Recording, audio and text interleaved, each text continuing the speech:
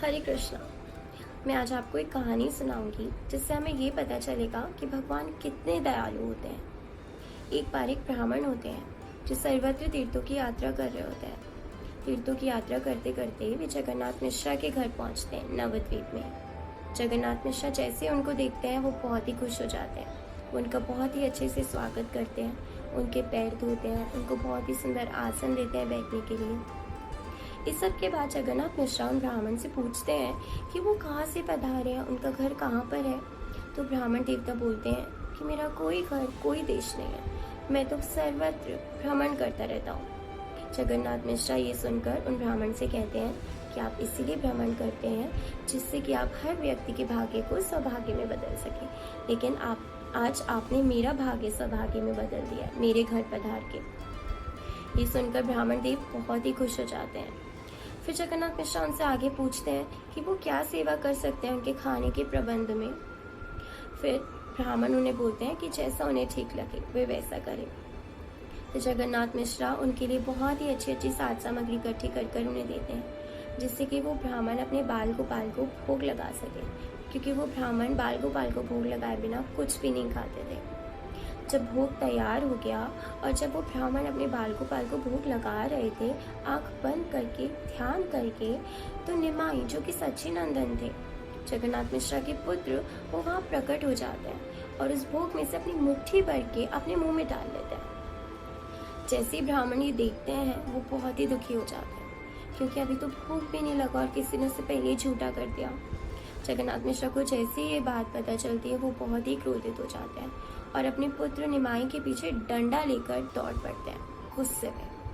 तो ब्राह्मण जैसे ही ये देखते हैं तो जगन्नाथ मिश्रा को कि वो उनके पुत्र अपने पुत्र के पीछे भाग रहे हैं गुस्से में, तो वो उनका हाथ रोक लेते हैं और उन्हें ये कहते हैं कि आप तो इतने बड़े विद्वान हैं, आपको तो पता है बच्चों का स्वभाव कैसा होता है, उन्हें नहीं पता होता क्या सही है क्या गलत, कृपया करके आप अपने पुत्र को ना मारें।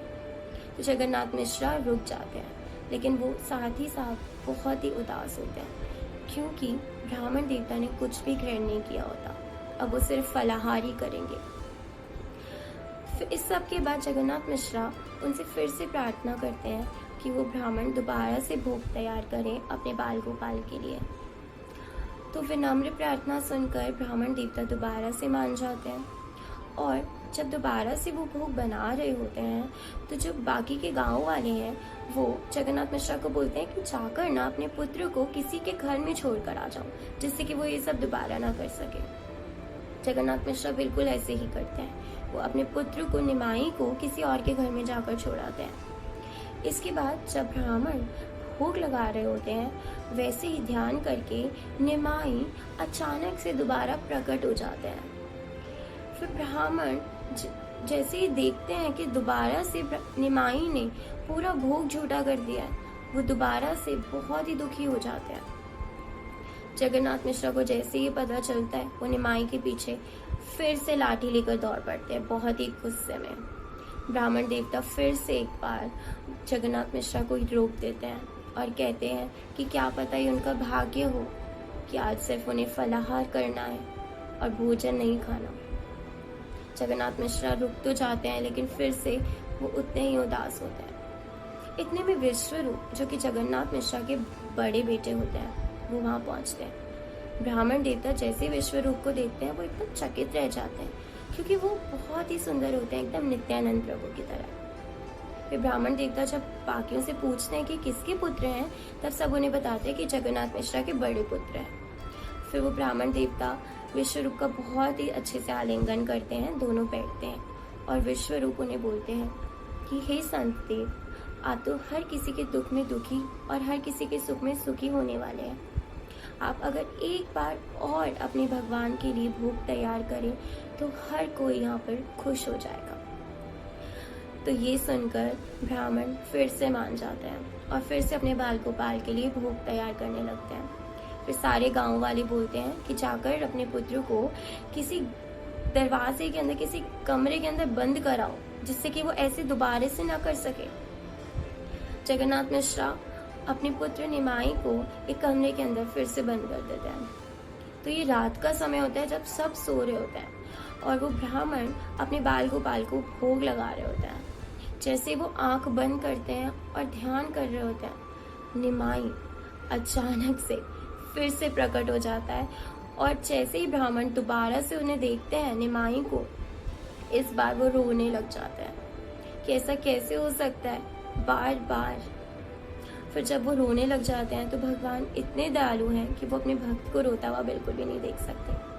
भगवान ये डिसाइड करते हैं कि वो अपने भक्त को, अपने डिवोटी को, उस ब्राह्मण को दर्शन देंगे और वो 8 भुजाओं में उस ब्राह्मण को दर्शन देते हैं। सबसे पहले वो गौर सुंदर के दर्शन देते हैं, जिसमें वो गौरचंद्र होते हैं। उसके बाद वो 8 भुजाओं में, जिसमें 4 भुजाओं में वो शंख, चक्र, गदा और पद्म धारण किए होते हैं, 2 भुजाओं से वो बांसुरी बजा रहे होते हैं, 1 भुजा से माखन खा रहे होते हैं और 1 भुजा में उनके माखन होता है। इसके बाद जैसे वो ब्राह्मण देव उनके दर्शन करते हैं, वो एकदम चकित रह जाते हैं, क्योंकि वो जो दर्शन कर रहे होते हैं वो सेम वही दर्शन होता है जो वो अपने ध्यान में कर रहे होते हैं।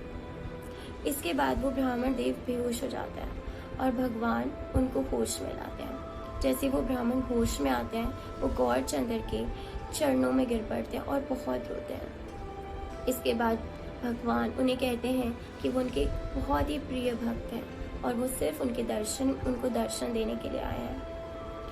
इसके बाद वो ब्राह्मण देवता को बोलते हैं, लेकिन ये किसी को बात नहीं पता चलनी चाहिए कि वो भगवान है। इसके बाद जो निमाई होते हैं वो फिर से बच्चे का रूप धारण करके अपनी माँ के पास जाकर सो जाते हैं। लेकिन ब्राह्मण देव इतने आनंदित हो जाते हैं कि वो जोर जोर से गाने और रोने लग जाते हैं। तो उनकी आवाज़ सुनकर सारे गांव वाले जग जाते हैं और जैसे वो उनके पास आकर उनसे पूछते हैं कि क्या हुआ, तो वो तो बता नहीं सकते क्योंकि भगवान ने उन्हें मना किया और वो लेकिन बताना चाहते थे कि साक्षात भगवान उनके घर में, लेकिन वो नहीं बता सकते। तो ये है भगवान की कृपा अपने भक्तों पे। भगवान कितने दयालु होते हैं कि भगवान अपने भक्तों को दर्शन देने के लिए तत्पर रहते हैं, लेकिन ये हम पर है कि हम भगवान के दर्शन करना चाहते हैं कि नहीं। हरे कृष्णा।